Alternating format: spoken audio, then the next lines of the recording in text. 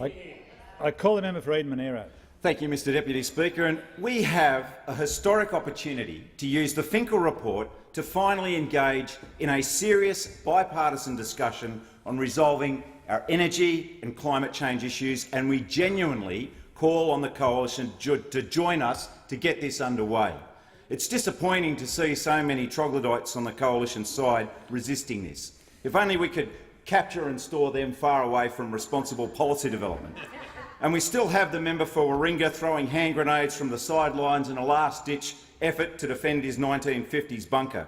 In fact, the member admits he hasn't even read the report. That's a clear sign that he has reached a terrible new level of intellectual bankruptcy. And I guess it takes a fossil to love fossil fuels. And everyone knows this is simply the national interest being held hostage to the leadership ambitions and bitterness of two men. Well, Mr Turnbull, it's leadership we need now, and the nation and the world is watching and waiting to judge you as a leader. There is no equivalency or balance to be confected in reporting on this issue between Labor and the coalition. Labor are rightly proud of being on the right side of history through our genuine and sensible policy processes, including green and white papers, widespread consultation, examination of international lessons learned and careful evidence-based design. And then there have been our attempts to achieve agreement. We took on the Shergold recommendation and John Howard's policy to go with an emissions trading scheme concept. We engaged and achieved agreement with Malcolm Turnbull 1.0 on such a scheme, only to see that go down at the coalition version of the Red Wedding. We then offered to move to an emissions intensity scheme, supported by a who's who of industry and experts, as well as the National Farmers Federation and the New South Wales Young Nationals, which was only government policy for a nanosecond as brave Sir Malcolm bravely turned his tail and fled yet again. And now again we are ready to talk. But talk to who and over what is the question.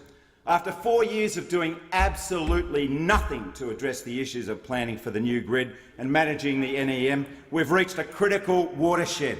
We know that there is a need for measures to address the stability of the market and the orderly transition to renewables. Business knows this, and so too does the Snowy Hydro team.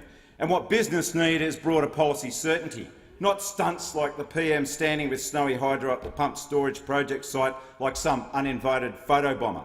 The entire project, from the bid for the feasibility funding from ARENA to the investment in the building phase, has had and will have nothing to do with the Turnbull government. In fact, of course, the coalition tried to kill off ARENA and has not played any role in the fundraising process for construction.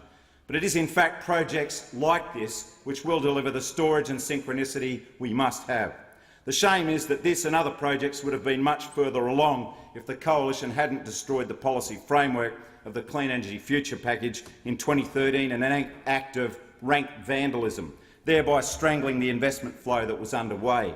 That image of them celebrating on the floor of this chamber over that act will be forever frozen in history, along with Neville Chamberlain waving his piece of paper, as an image of delusional futility, negligence and betrayal.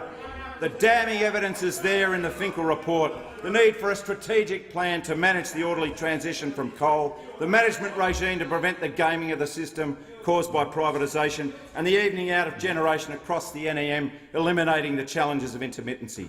Certainty will free up investment and make possible the deployment of technology that might in fact help thermal coal achieve a gentler glide path while eliminating harmful emissions. There are technologies out there that can do that. They profess a love of coal and have done nothing to assist the industry survive in a decarbonised investment world. And we've had a doubling of energy prices with greater slugs to come. And the perverse attempts by the government to remove the energy supplement, called that for a reason, that supported the most vulnerable pensioners, including those on veterans' pensions in our community. Mr Deputy Speaker, the whole country is watching the coalition right now and saying, get real, get on with it, get talking to Labor. If you fail yet again to take on this policy challenge, you and those members who irrationally buried their heads in the sand will rightly stand condemned by future generations for your disservice to them and the vital national interests. Eternal shame will be forever yours, preserved right here in Hansard and in the chaotic energy landscape that you bequeath with all its tragic consequences.